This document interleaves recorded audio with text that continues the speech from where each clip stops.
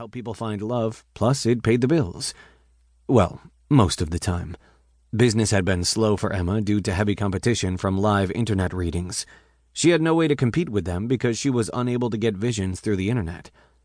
"Oops," Emma said. "Almost forgot." She walked behind Brenda, grabbed the crystal ball and pedestal from the light-proof box in the closet, and set them gently on the table between them. "Here we go, darling." That was another thing. She called her clients darling because they loved it for some reason. Truth be told, most of the time Emma felt like an actress, dressing up in costume, putting on a show. She was okay with that, as long as what she was saying and feeling were the truth. The one thing she wouldn't do was tell her clients something just because she knew they wanted to hear it. Emma had true gifts and loved sharing them with people, loved helping them.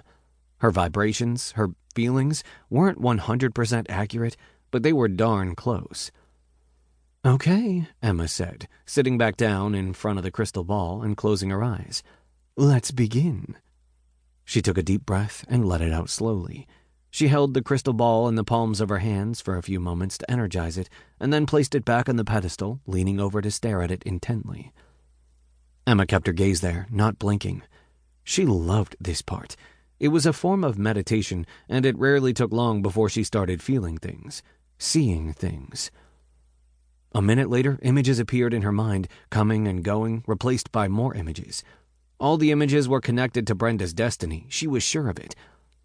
After another minute, Emma took another deep breath and smiled at Brenda.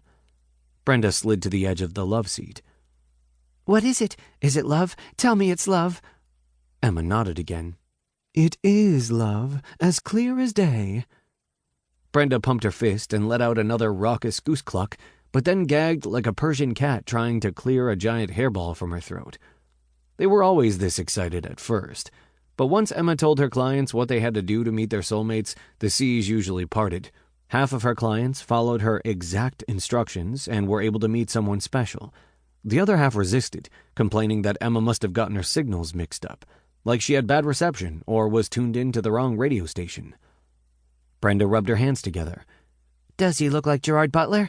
Look, I'd even be okay with an older man like George Clooney, just so you know. I'm not picky." Right, not picky at all.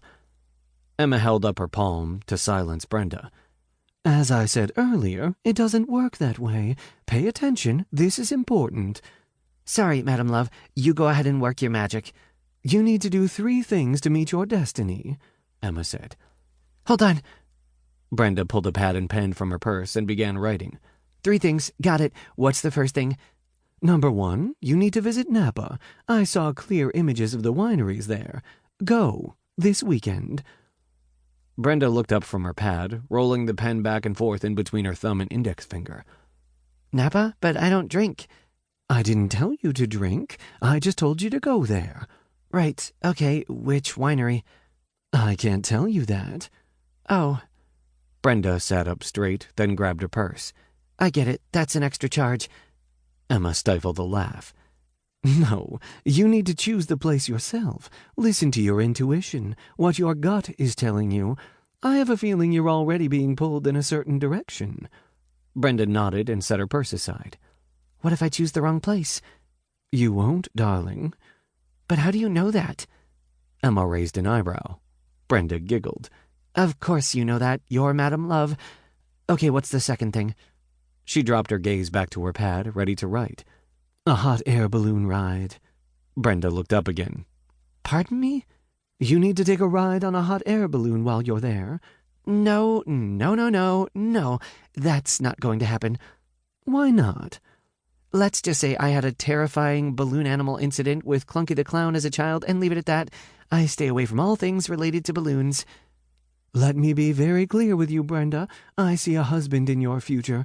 The man will make an appearance this weekend when you go to Napa. I'm sure of it. Your soulmate. It will be up to you to do something about it. Nobody can force you. You need to make that decision for yourself. But be warned, if you go against what is meant for you, if you try to fight it, you'll continue to live a very unhappy life." Brenda set the pad and paper on the table, got up, and paced back and forth as she mumbled to herself. "Napa, hot air balloon. Napa, hot air balloon." She stopped and turned toward Emma. "Wait, you said I had to do 3 things. What's the third?"